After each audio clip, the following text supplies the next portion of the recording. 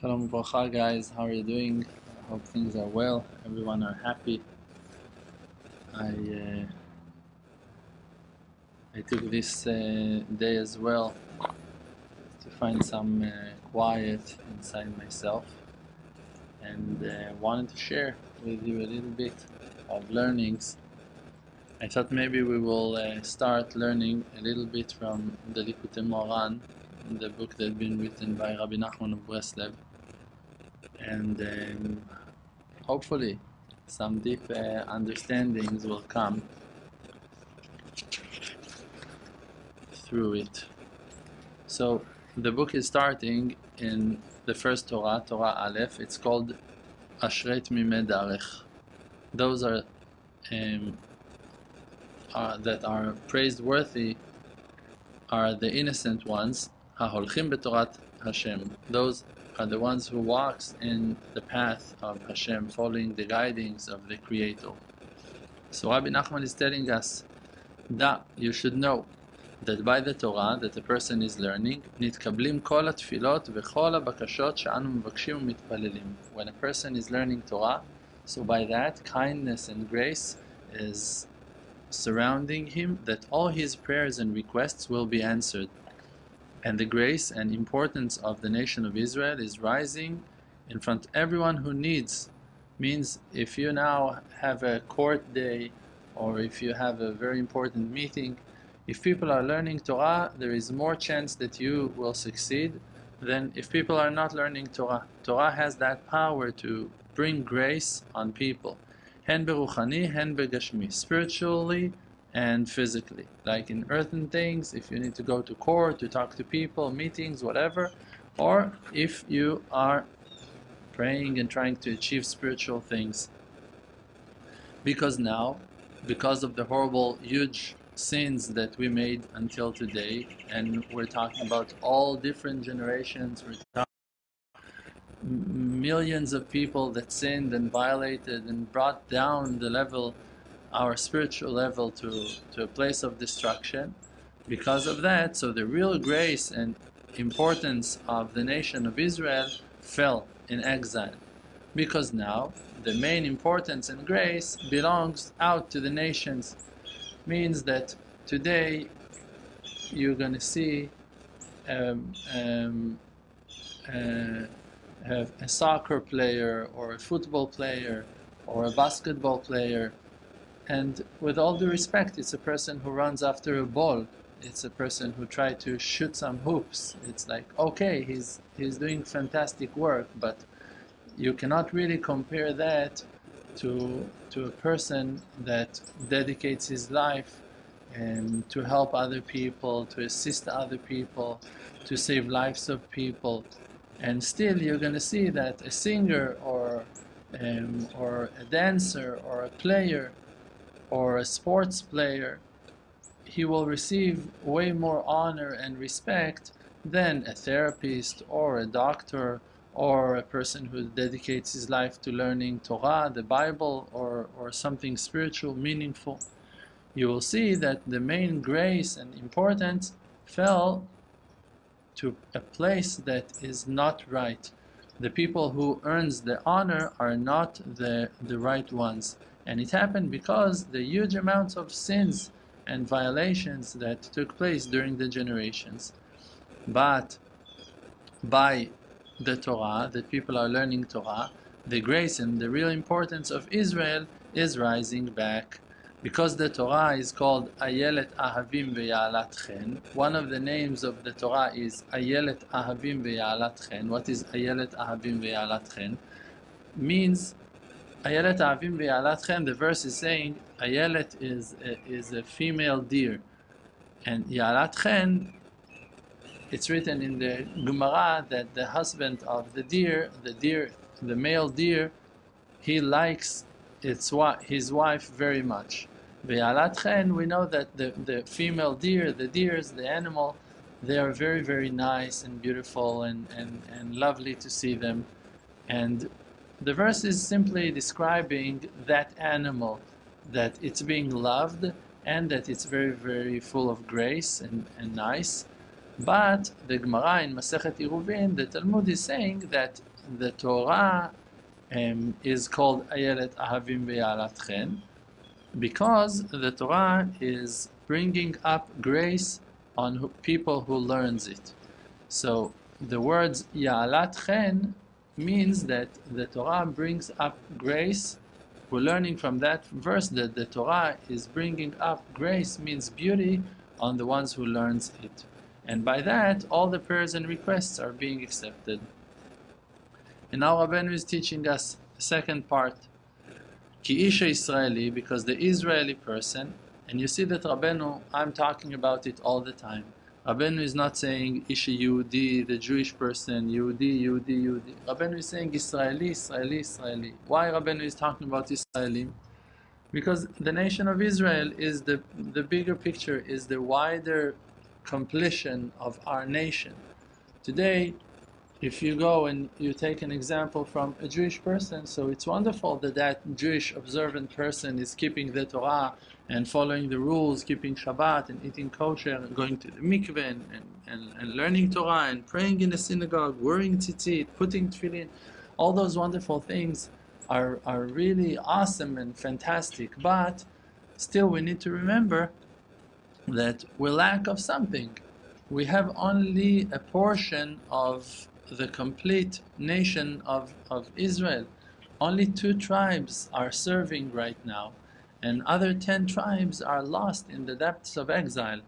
And it's not that we're not complete without them.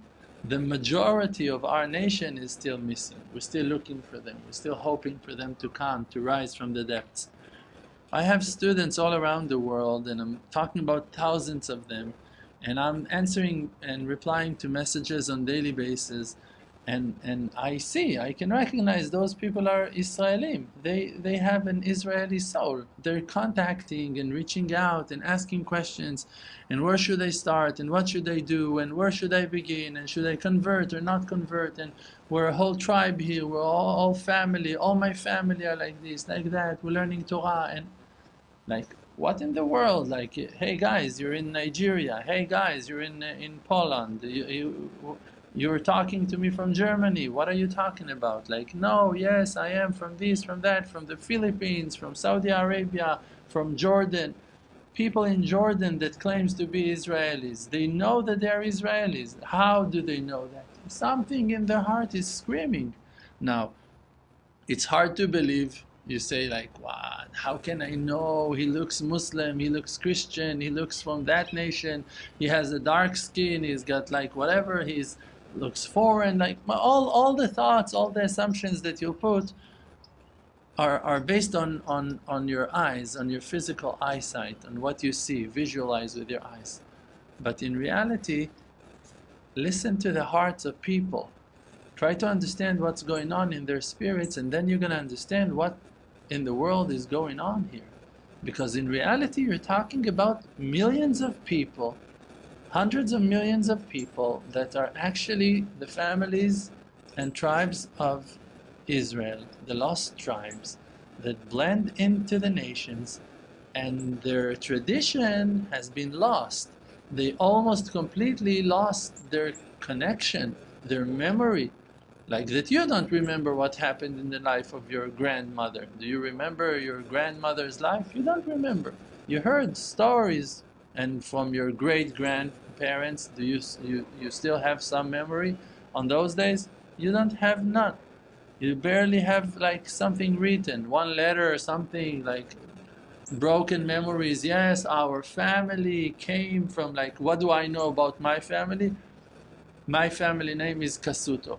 Cassouto name is coming from the word casta. Casta is a neighborhood, is an area, it's a place that people are living in Italian. And we know that when our family came to Egypt, let's say 200 years ago, maybe a little bit more, so their name, maybe more, their name was Cassouto Malti. They have been called Cassouto Malti. Malti from Malta, the island in Italy that is called Malta. So we know that our family came from that area. It was a neighborhood, probably a Jewish neighborhood, in Malta that was called Cassouto, and people that came out of there called themselves Cassouto Malti, like from the neighborhood in Malta. So that's what we know. We don't know anything more than that. We know that we're Jewish, we know that we have a tradition, we know that I am named Moshe, second name Moshe, after my grandfather, that his name was Maurice. Maurice is also Moshe. And we know that in our family we're calling the child Moshe after his grandfather Moshe, and the father's name is Avraham. So it's Avraham Moshe. My father's name is Avraham, and I called my elder son Or Avraham. So you have Avraham Moshe. So you have a certain tradition, but a clear memory of your past, you don't know. You don't really know. And the tribes, they lost their connection to the Jewish people like around 3,000 years ago. And since then we haven't heard from them except for small like broken pieces of information. People brought testaments, oh yeah, they were here, oh yeah, I met a person from that tribe, from this tribe, they're claiming they have a connection to that tradition, to that. We don't really know anything about no one. And they themselves, even worse, they lost their religion and they lost their connection to tradition, and they themselves never even experienced all the wisdom that we enjoyed from by the sages in the Second Temple, because they have been exiled in the days of the kingships of after King David and King Solomon. After that, immediately they've been exiled by the Assyrian, the nation of Ashur, that kicked them out from our land in Israel, and they found themselves exiled. And they went away, like running for their lives, and had to work for their living, and had to protect themselves from slavery, from kill, from plagues, from cold, from hunger, from whatever. They lost their identity, but they are waking up from within right now. This is why Rabbeinu is talking about the Israeli person, because even if you are not Jewish, even if you are not part of the traditional Judaism, you're not Orthodox, you don't know your true identity completely. You born in Zimbabwe, you born in Kenya, you born in Japan, you born in Korea, you born in Europe, you born in the USA. You have a heart that is desiring the Torah, and the Torah that is being revealed to you is healing you and feeding you and supporting you. So it means that you belong to that thing, or else you wouldn't desire that. If a person is thirsty, he goes to the water. Why? Because the water will satisfy his need. If a person is hungry, he goes and eats food, and food will heal him and will build him. Now, that food is connected to him. When you go to the supermarket and you pick one tomato out of 20 tomatoes that are over there on the shelf, why are you picking that tomato? Why you take that one? Why you pick that apple? Why you take that banana? Why that and not another? Because there are certain sparks in that fruit that belongs to you. The evidence is simple, that you're going to eat it, that you're going to pay for it, that you're going to buy it, and you're going to eat it and digest it, and it will become one with you. It will become you. So the fact that it's feeding you is the evidence that it belongs to you. And it's written on the nation of Israel and on the Torah and on the Creator that we are one unit. We are one. So when you learn Torah and you feel complete, oh man, it's such a beautiful teaching, such beautiful learnings. I'm so happy that I was able to learn the portion of this week. I'm so happy that I was able to do this, to do that. And you saw a picture of the Holy Land, of the Western Wall, of the city of Jerusalem, and you're crying. Like, I have friends, when they see the flag of Israel, they're crying. Their heart is melting inside. What, are you crazy? I'm asking myself. No, it's their family.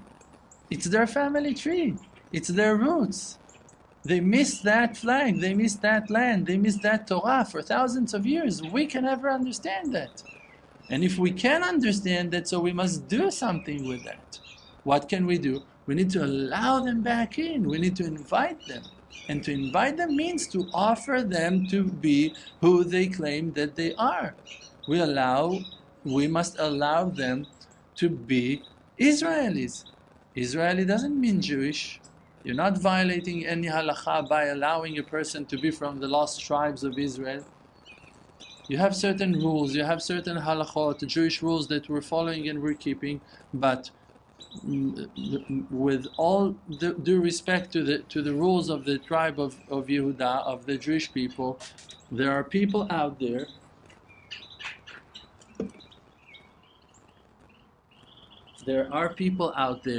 that are seeking for Hashem, for the truth, for an inner connection to the Creator, and they are our siblings.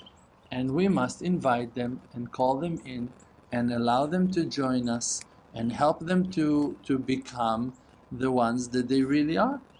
So Rabbeinu is saying, Rabbi Nachman of Breslev is saying, Ki Isha Israeli, because the Israeli person must always, tzarich tamid, lehistakel b'asechel shel kol davar, must always look at the wisdom and the logic of everything that happens.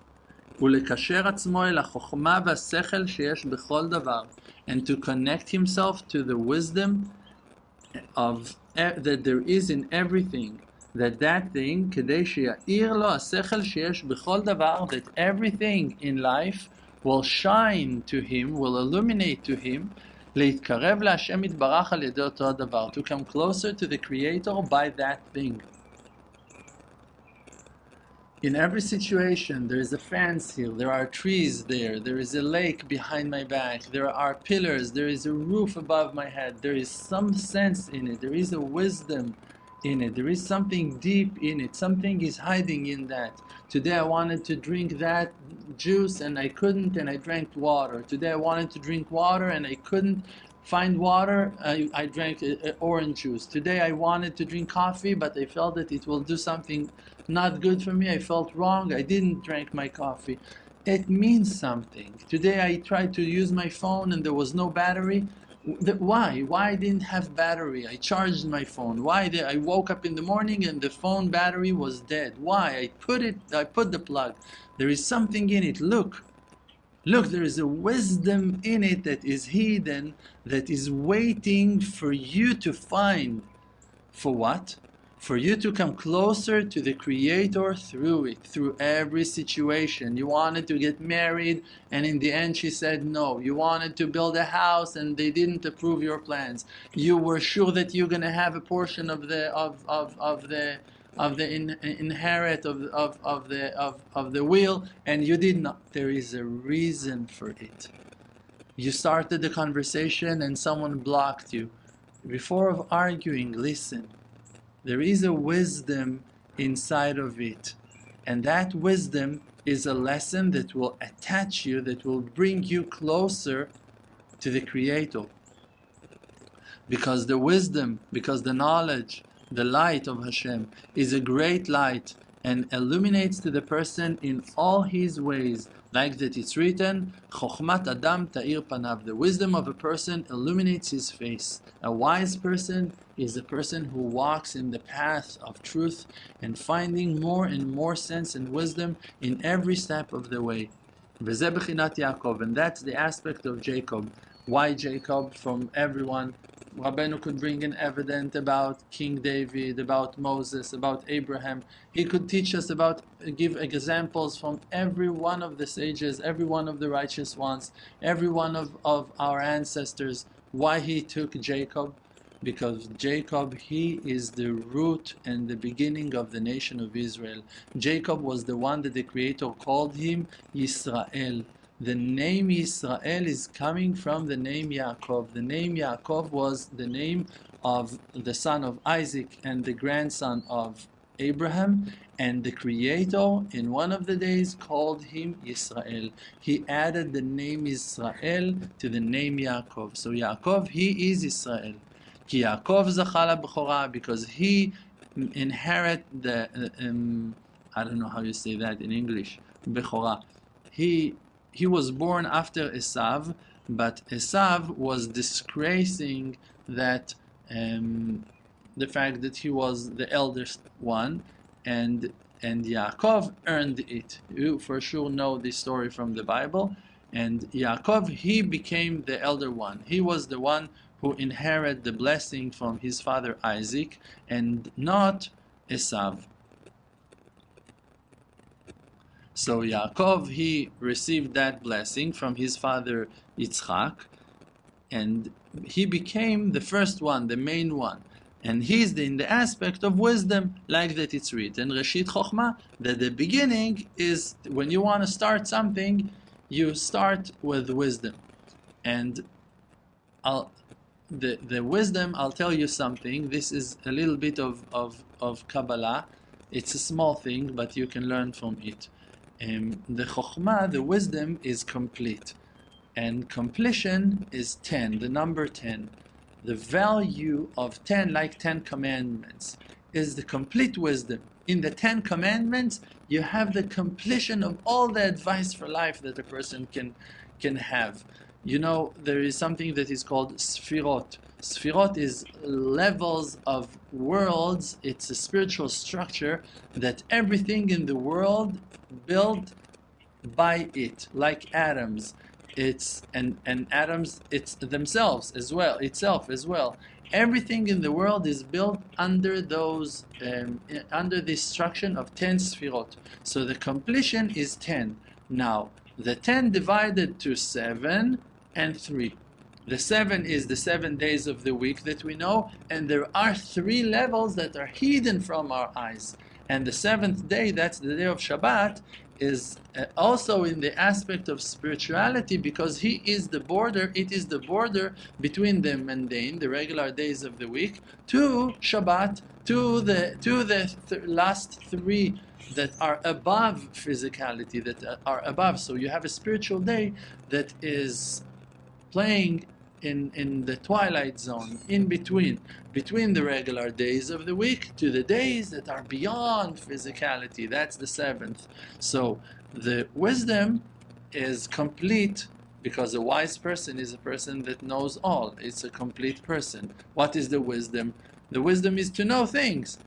A wise person is someone that knows. If you ask a silly person that doesn't know anything, the direction, he will tell you, I don't know. Or that he will tell you something wrong, he will mislead you. But a wise person, he's the one who knows to give you the right answer. So wisdom is to know something in a complete way. So when we're saying Reshit Chochmah, the beginning is wisdom. Why and how we can say that, how we can learn that?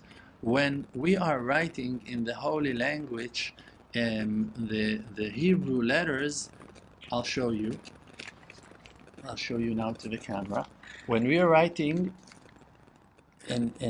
so all the letters are starting with the letter Yud. Yud is a small dot, is a small point, and with that dot you start painting and writing all the rest of the letters. When you start writing, you start with a Yud. A Yud, for it to be kosher and written in a perfect way, so for that you need only a small point, a small dot will be enough for the Yud to be kosher. Now when you want every other letter to be written, you start with the letter Yud. So you see that the beginning of every letter is a Yud, and this is why Rabbeinu is saying in the verse, Reshit Chochmah, the beginning is wisdom. Why? Because the numeral value of the letter Yud is 10. Yud is the 10th letter. Aleph, Bet, Gimel, Dalet, Hey, Vav, Zayin, Chet, Tet, Yud. Yud is the 10th letter in the alphabet, in the alphabet, in the Israeli Jewish Hebrew language, and this is why the wisdom starts with the letter Yud in 10. That's the wisdom. וזה בחינת, and that's the aspect that it's written, ויעקבני זה פעמיים, that Yaakov had that ability, he had that knowledge to know how to finalize, how to track, how to understand the footsteps of his brother, of Esav. Esav was evil, Esav was awkward, Esav was doing awful things, and Jacob realized that. Jacob saw that there is a person here that is making one mistake after the other, and he tried to talk him out of it, and he tried to help him, and he tried to support him, and he tried to heal him, and he tried to convince him, and they went to learn together, and he saw that that person is evil. He saw that that person is refusing to learn, he does not want to progress, he does not want to achieve, he does not want to change, he does not want to correct himself and to fix himself, and he was holding a treasure, and Yaakov did not want that treasure to go lost. That treasure was too important to go lost. So Yaakov made a deal with Esav and explained to Esav that it will be better for him to sell the Bechorah and to give him the opportunity to enjoy and to inherit the blessings. And Esav disgraced the Bechorah. Esav, he told him, you know what? I'm gonna buy a soup from you for this. Like a soup, one meal was enough for Esav to sell that great blessing. That's a disgrace. You see by that act of Esav that he was not worthy for it from the beginning, and that's why he never earned it. That's why he never received that blessing. I think that this is enough for us to learn today from the Lekutey Moharan, even though that we can continue on and on and on. I have a great will to keep on teaching and to tell you more and more things. I want to guide you in path of truth, and to be honest, a person in every step of the way can find himself facing such difficult issues and problems, and like people sitting with their mind breaking to pieces and don't know how to give advice to themselves. And I want to help you, I want to assist you, I want to help you to wake up, to understand the greatness of our true potential.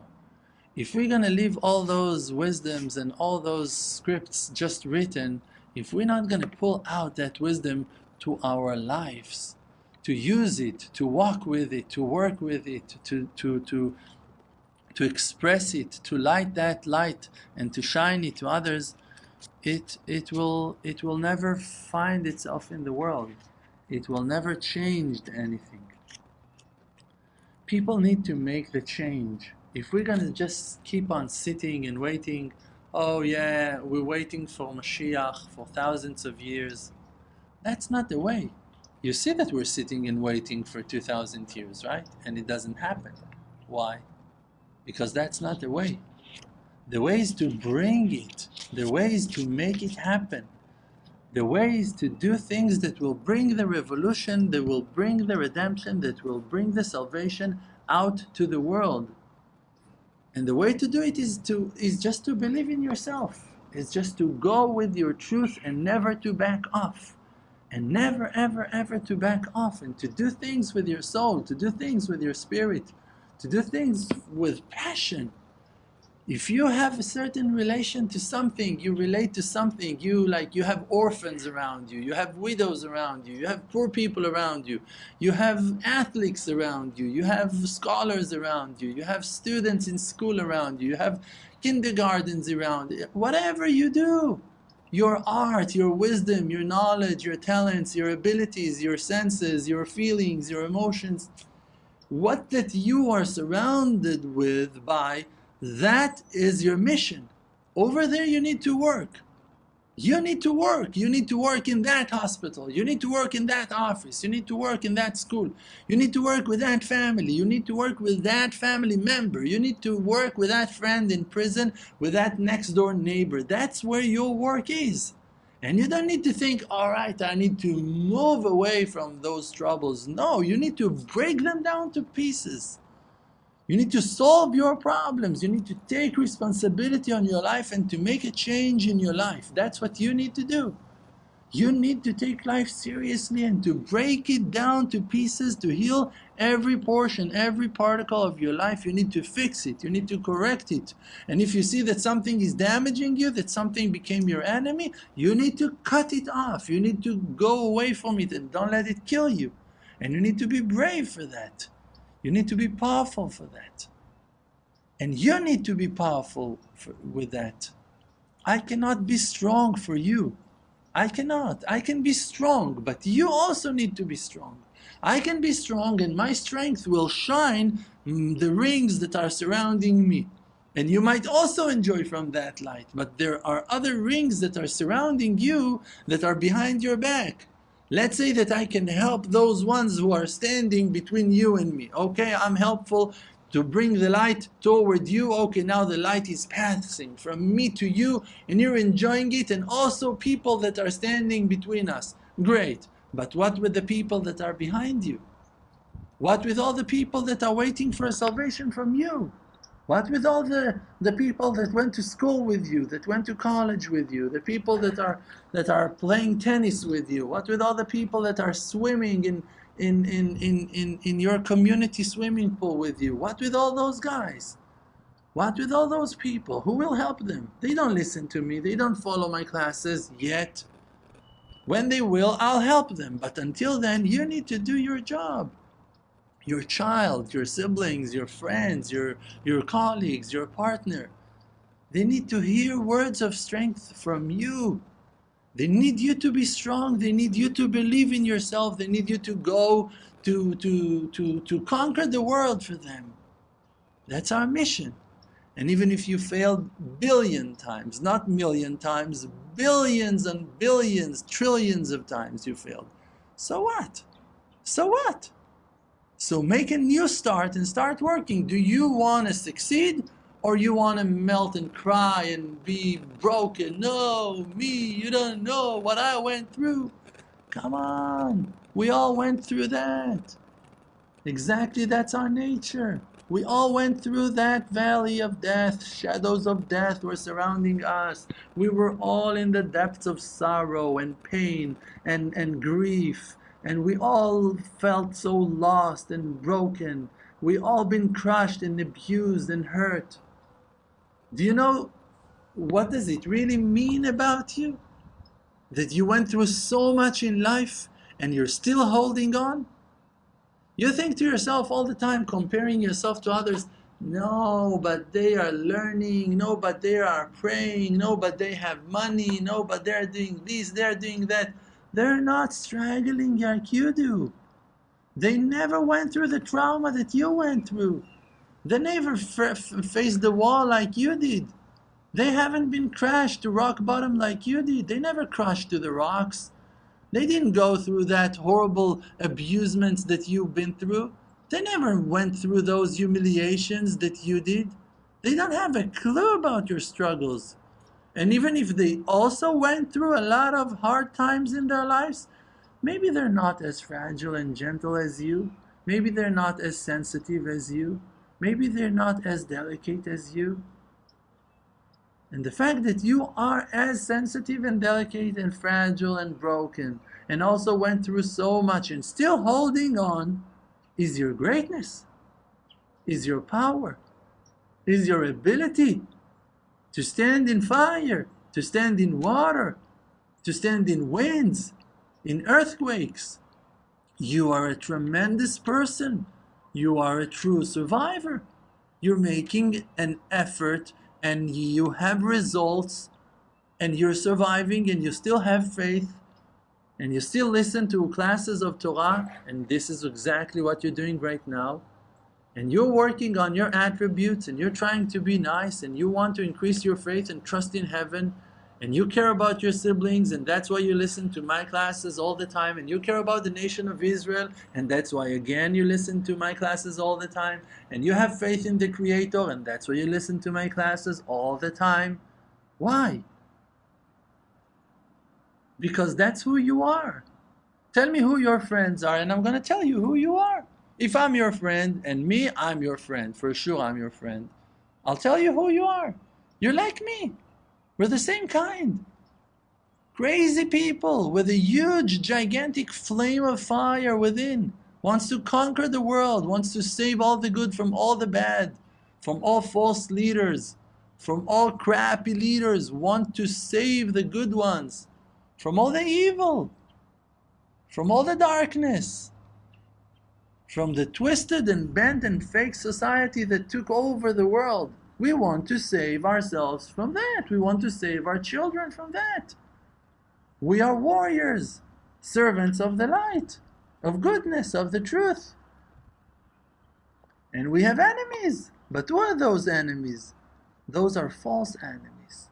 Those are just shadows in the night. Those are not real people. Those are fake people. Those are lazy people. Those are liars. Those are people that are surrounded with their own passions and lusts and desires, greedy for money, for honor, for respect, sitting on their golden seats, thrones of honor, bringing thousands on thousands of dollars after every event and teaching people. They are our enemies and we must fight them, and we're going to win, and the victory is ours.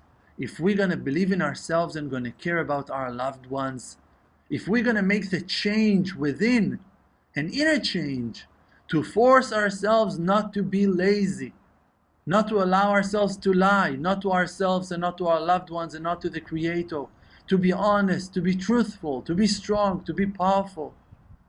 When we're going to make that inner change to become those honest and godly souls that we are, we're going to bring the change out to the world. And the complete redemption will take place in our days. And things above nature will take place. Nature will surrender to our prayers. The Creator's light will shine through us, through the hands of those ones who serves with truth, with honesty, the kind ones and the righteous ones, the honest ones, the ones who have mercy for others and not self-pity on themselves. I bless you to follow those advice and to keep on following the inner flame of your own heart, and never to back off and never to give up on your dreams, on your hopes, on your belief, on your logic, on your senses, on your love. Amen. The world does not exist because Olam Milshon Ne'elem, the world is just blocking the light of truth. The world called Alma Deshika, world of light, is just a fake. We're just inside of an illusion. It's just a fake. We're just inside of an illusion. We're just inside of an illusion.